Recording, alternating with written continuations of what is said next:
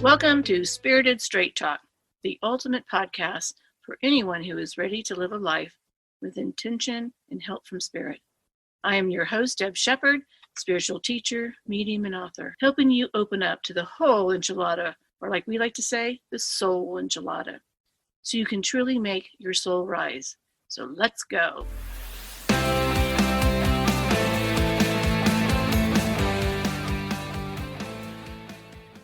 Welcome once again to Spirited Straight Talk. I'm here with my BFF, Dana. Hi.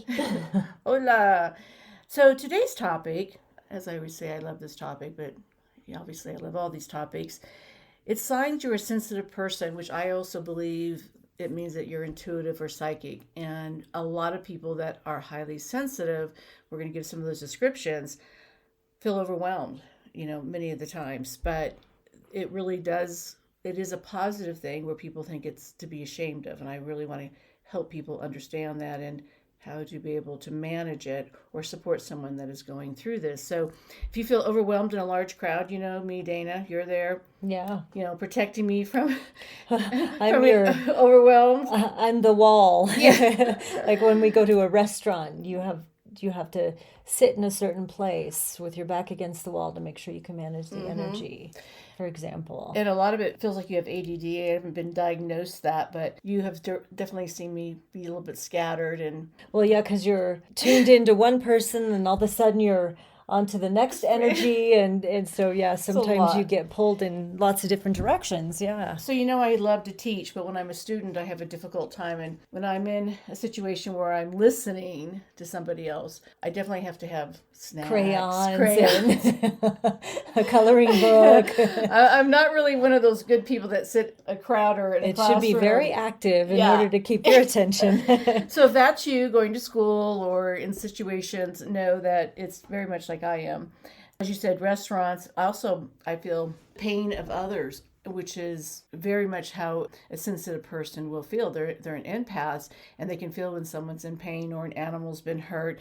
There's like a heaviness on your chest when there's loud noises such as music, busy roads, crowded airports, different spaces. I know when we were on our cruise, I think there was like 24 elevators, and when they were always packed, and it was a little overwhelming to even being there to go through different floors. And so that's part of a sensitive or intuitive person. So if you have any of these types of emotions, that's to recognize that this podcast is really great for you. I know throughout my life I had headaches, stomach aches, you can't sleep, you're just sensitive to smells, allergies, you have too much energy or not enough. So all of these things can be overwhelming for a person that is truly, sensitive. Crowds, I think crowds is a big one. You do better in crowds than I do for some reason.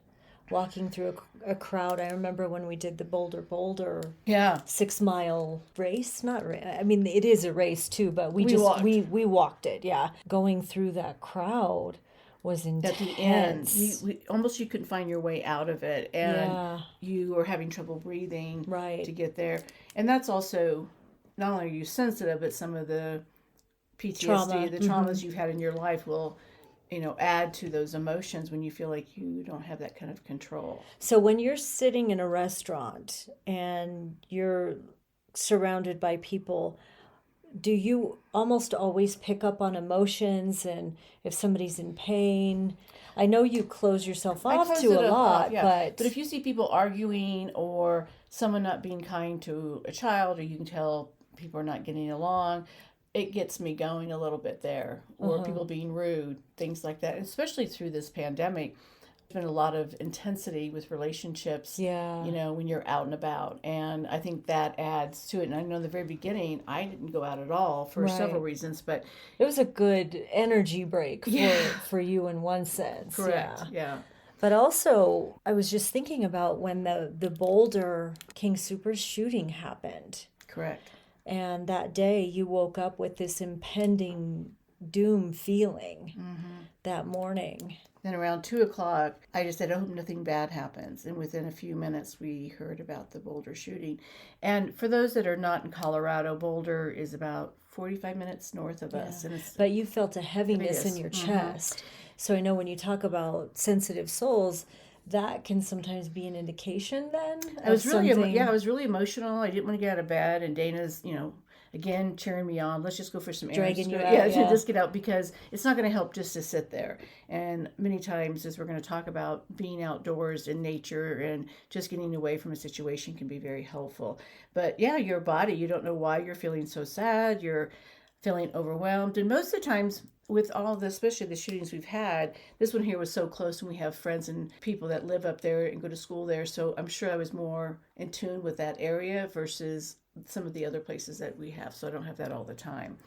And what I share with people is when I was growing up, I was teased because I was sensitive. I'd cry. I was a very emotional child, and I would be teased for that. And We were talking about this the other day too. Your brother, who's 8 years younger than you. So you were like 18 or something, and he was 10, and he would make you cry all the time. he did. Now, He knew all your buttons to he push. knew, and if you have people like that know how to push your buttons and become emotional, and he was just being a brother. Yeah, he was just being a brother. But you were really sensitive. Oh, Yeah. I'd be at school. I was teased. And now I look back at this and realize that's what I get paid to do now. I'm so sensitive that I use all my senses to be able to do what I do.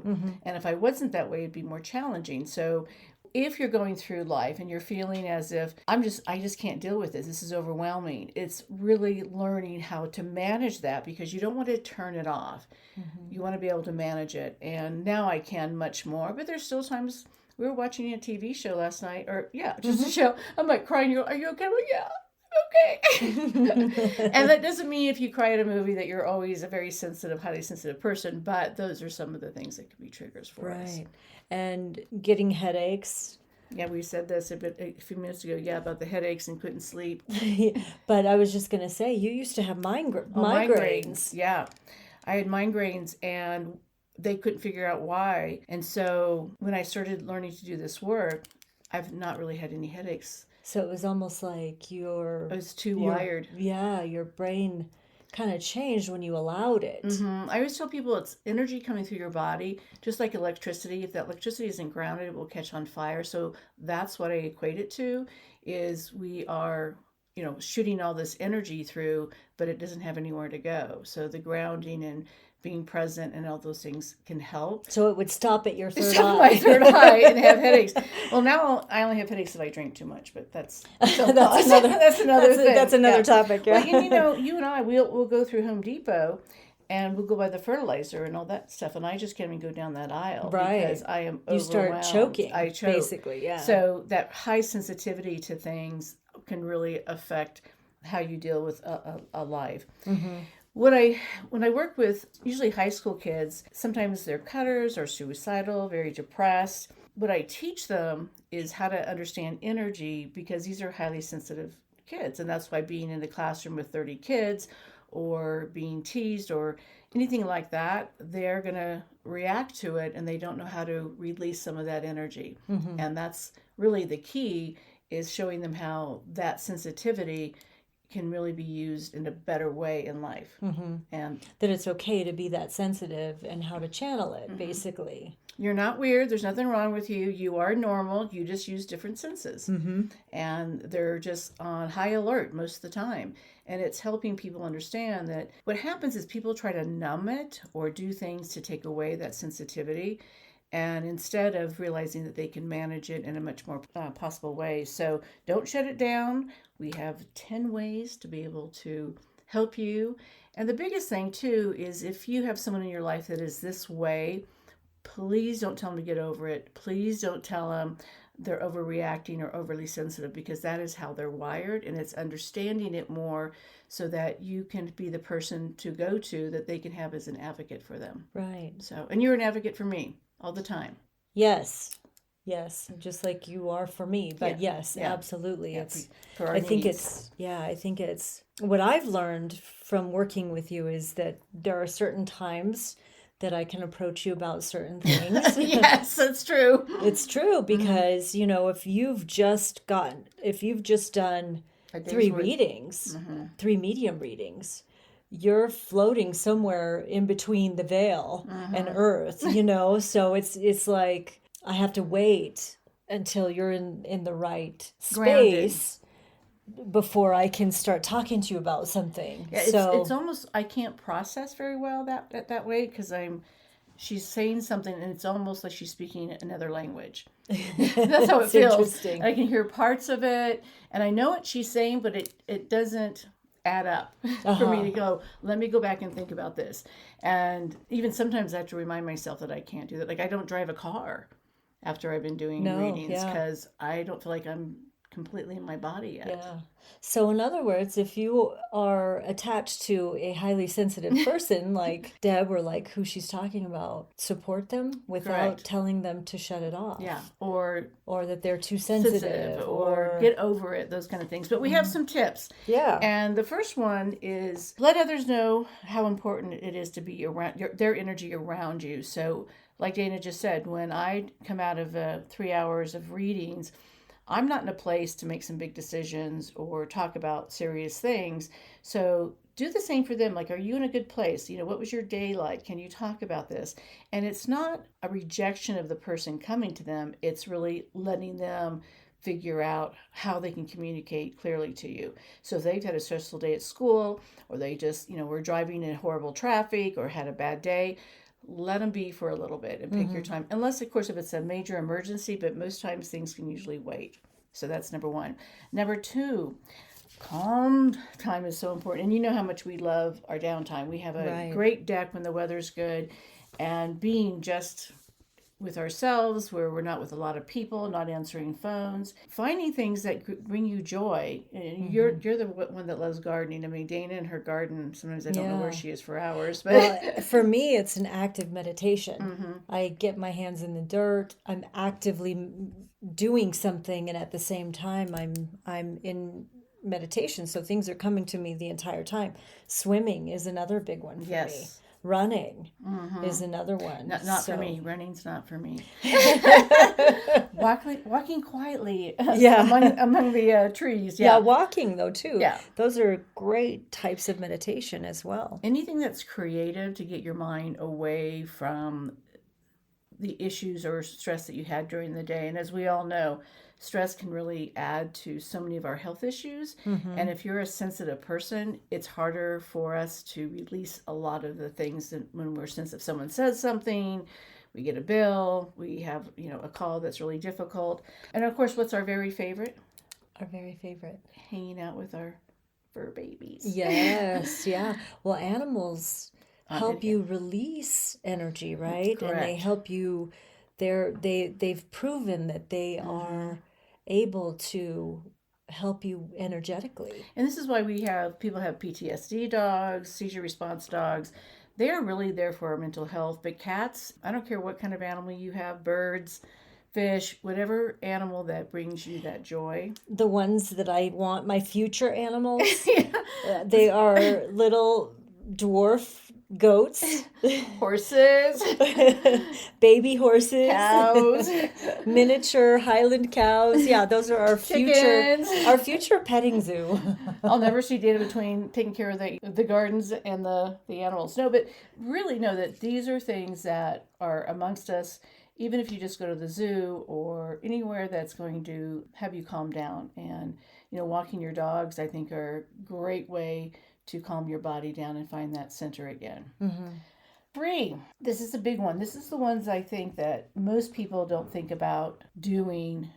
And we talk about this a lot before we go into situations. So if I'm going to go in a large crowd of people that I'm going to do readings for, or an event where there are a variety of people, or there's someone you're going to meet that's in a stressful situation, or they're always that person that takes so much energy, is preparing yourself before you go. Just mentally saying, I'm going to keep my energy, I'm not going to take theirs. If you need to walk away from the situation and go to use the restroom, wash your hands, walk outdoors, anything you can to help shift the feelings that you're getting, because what will happen is it'll just be taken away. And then you'll get back in your vehicle feeling angry about what happened. And I know I've done that several times, and I have to remind myself, what am I going to do differently, or how can I shift this energy? And we all know there's people out there that just get under your skin. vacuum. Vampires. They vacuum everything out, and so Energy vampires. Yeah. so you just really want to make sure that you have, something to drink that's refreshing. If you're eating, having some healthy food, just try to, Because that can be grounding too. Absolutely. Like we talk about root vegetables, correct. helping you energetically to, Well, it's part I of, guess, center yourself. yeah, center. And it's that process. Your body begins to shift a little bit when you have to drink or eat. So it allows you to do something with your energy. And you always tell people if they don't want to cry, to drink water. Drink water. Although when people come to your events, that they're healing. So there is crying there, but you always do say, Yeah, you can't do both at the same time. yeah, for some reason, And mechanically you yeah. can't. Yeah. And I learned that from my friend Roshki when I first started on the Oh, radio. really? Yeah, Okay. she's the one that says you can't cry and drink drink water. Even though I have one person, Julie, that says it doesn't work for her. But it usually works for most of us.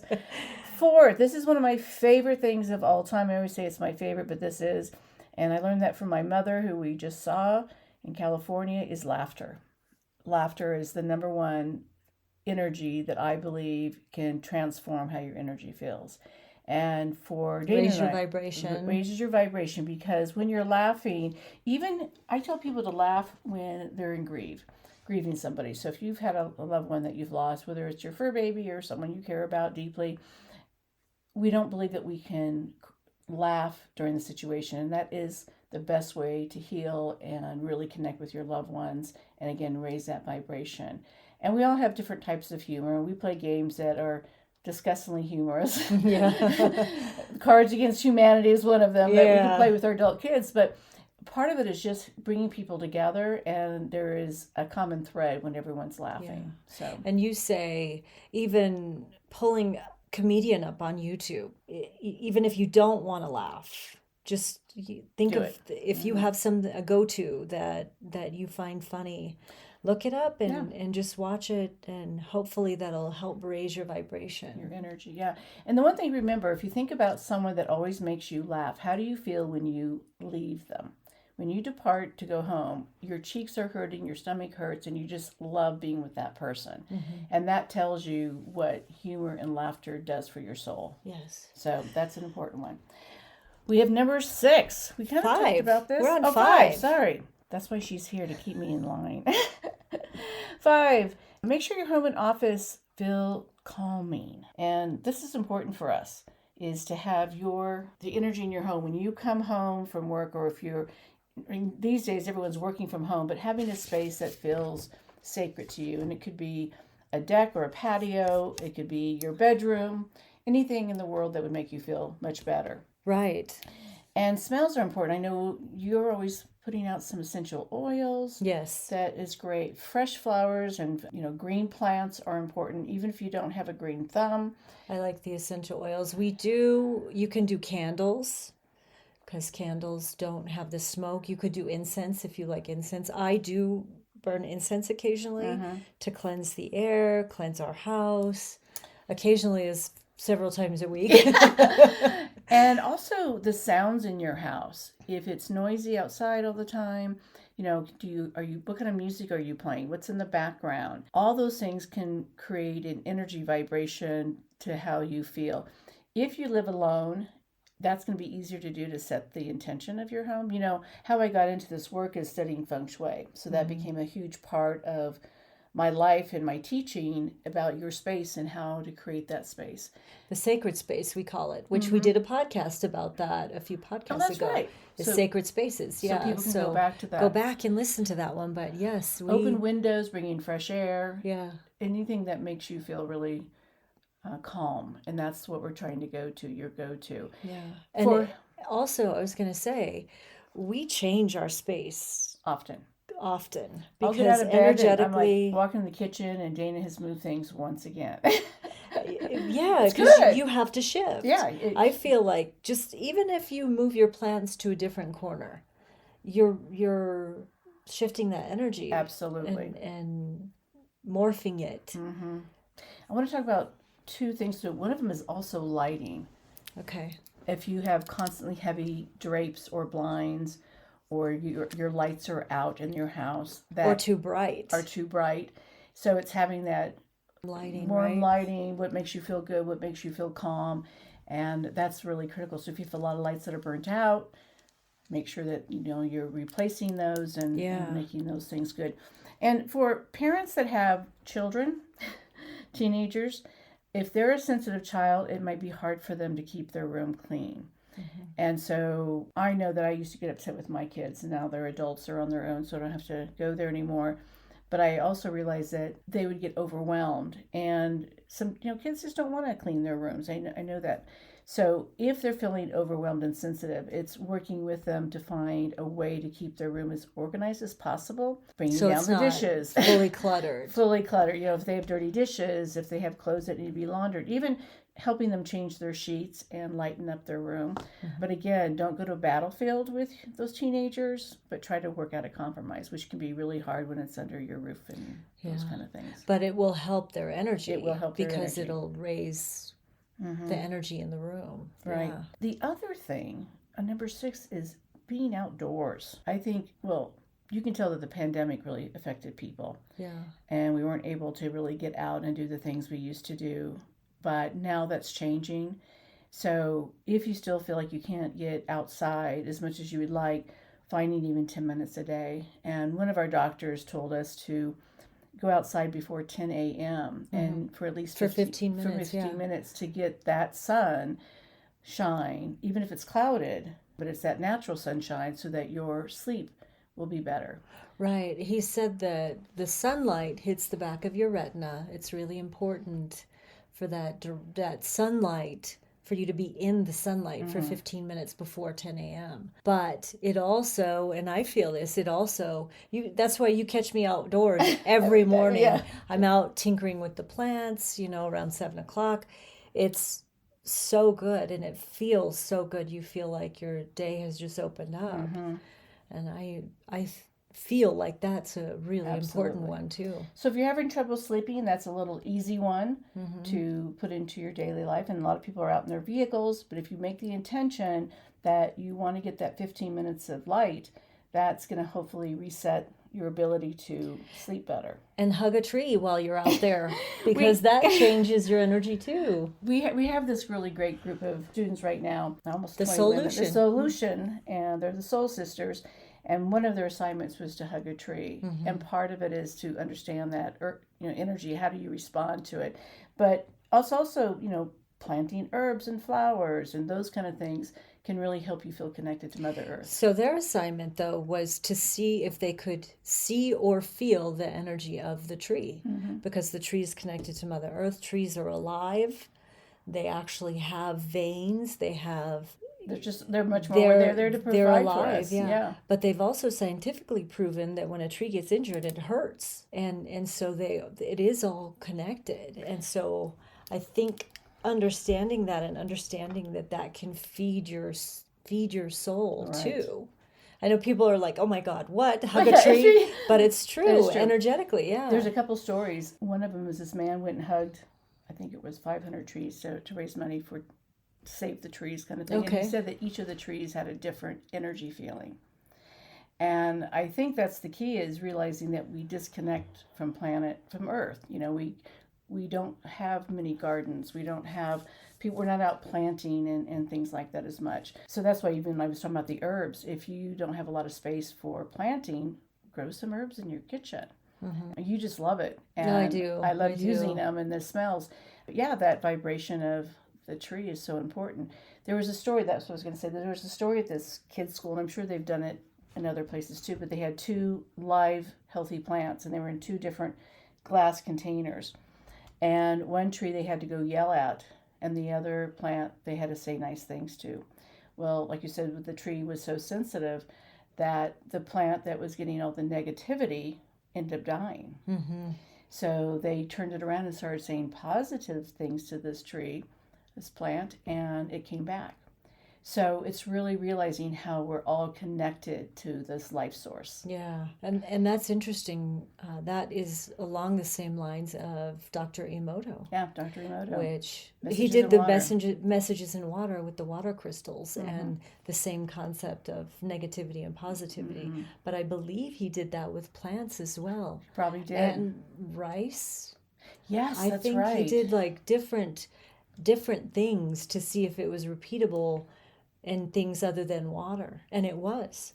And what we're talking about here, and the reason we're bringing this stuff up, is our soul is energy. Yeah. You know, our body contains that soul, and we are affected by other circumstances.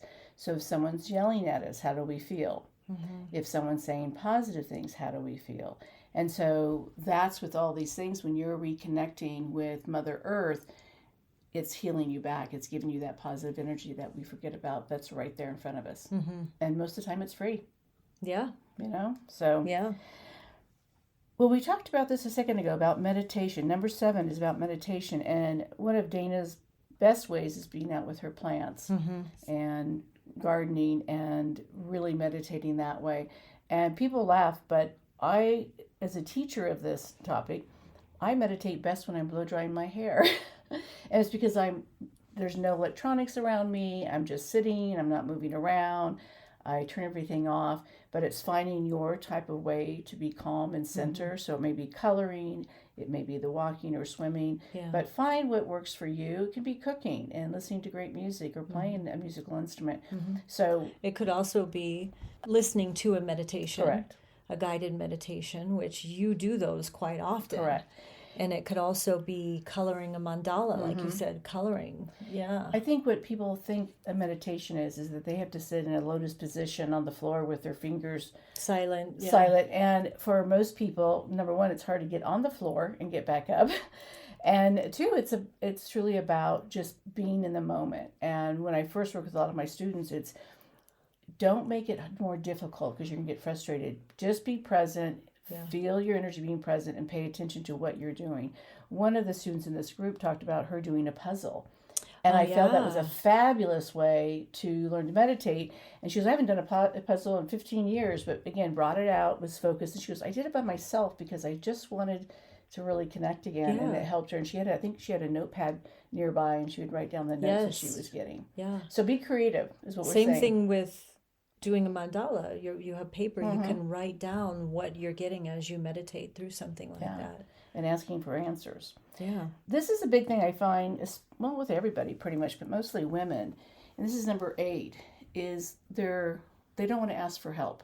So if you're highly sensitive, you don't ask for help. Is that what you're saying? Well, I think most of us don't want to ask for help. But when you're a really sensitive person, you do need support.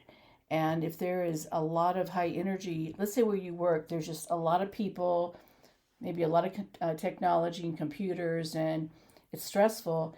It's letting your person that you report to or anyone that you may need a quieter room or you may need to work at home occasionally or you need some downtime. But as long as you can get your work done, and that's an agreement, but it's letting people know that this is causing more stress for you than getting the job done. So it's preparing for your needs. So be an advocate for your needs. And this is one of the other students, Becca, we were talking about this, and she says something about, I'm not needy. I need to be an advocate for my needs. And that's really what this is about, is letting people around you that love you, that this is who you are, how you were wired, how you were created, and how you were born, and that these things are going to help create balance. So it's not a weakness when you ask for help. So ask for help. Or if you have an advocate, let them know. Yeah. Let them know when you need them.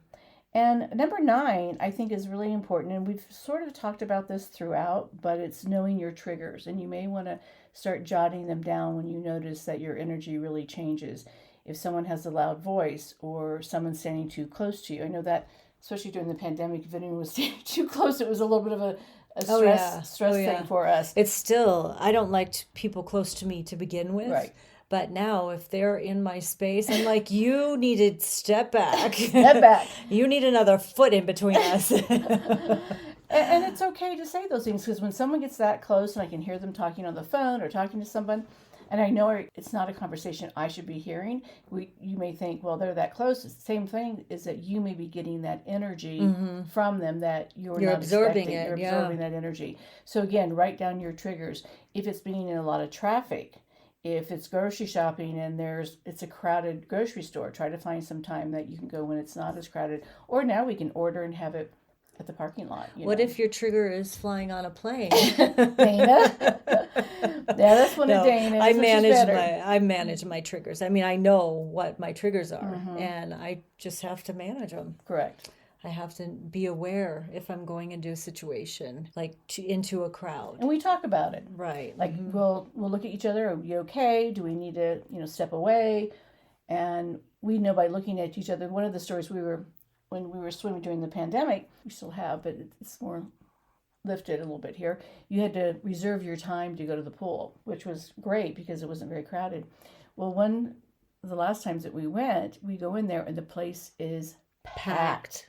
And we had gone in there before and there may be 7 or 8 people, in the pool. And we were both standing there thinking, we really want to get this exercise in. But I was just thinking, I don't think I can do this. I can't do this. And we both looked at each other and left because we knew going into the water would cause us more stress and anxiety, which was defeating the purpose of the exercise. Right. So, don't feel bad. And if you paid for it, it's still worth walking away or seeing if you can do something later. This is number 10 because I get this word a lot. I'm just so weird. I'm like, you're not weird. You're just wired this way. Just come sit next to me. We're the same weird. You're not difficult. You're not high maintenance. There's nothing wrong with you. We all have different things that are triggers for us. Our personalities are all different. And that's why there's different careers out there. I mean, Thomas, our son, he just graduated from air traffic control school. And everyone's like, wow, that's a tough job. I mean, seriously, they don't let you work past 50 or 20 years, I think is what it is. 20 years, yeah. But he is wired to do this well. I would be freaking out. Stressed out, yeah. So, you look at doctors or you look at school teachers and, even daycare providers or animal trainers. We all have a different ability that we can manage well. If you are around people that are wired different than you, it's okay. You're not a problem person. You're just wired in a way that works for you. So you're not weird. You're not weird. You're not high maintenance. You may be weird for another reason, but not for being sensitive. You might be a little woo-woo, but you're not weird. So this is the big thing. Be an advocate for your needs and know that you have the right to feel safe and protected and have good mental health and know that you can carry on your life in a very healthy, normal way. And just realize maybe there's a lot of things you can do with being that sensitive person. Try some of these 10 different ways to manage. And let us know if you have another one and if you're not highly sensitive and you're judging someone who is, stop. Yeah. That's it. You're being weird. No. Really, and a lot of people I know will have family members that are like me, like you, and this is what helps us stay supported in a world that can be very chaotic for us. Yeah. So thanks again for joining us to Spirited Straight Talk, and please join us again. Namaste. Thank you for joining us for this episode of Spirited Straight Talk. If you enjoyed the show, make sure you subscribe so that you get notified of new shows. We'd also love it if you'd leave us a review. And let's connect. Visit debshepard.com for more insights, support, workshops, and to book a session with Deb. Plus, enter to get a free reading with Deb. All you have to do is sign up for the email list and you'll automatically be entered. Just go to debshepard.com. That's DEBSHEPPARD.com.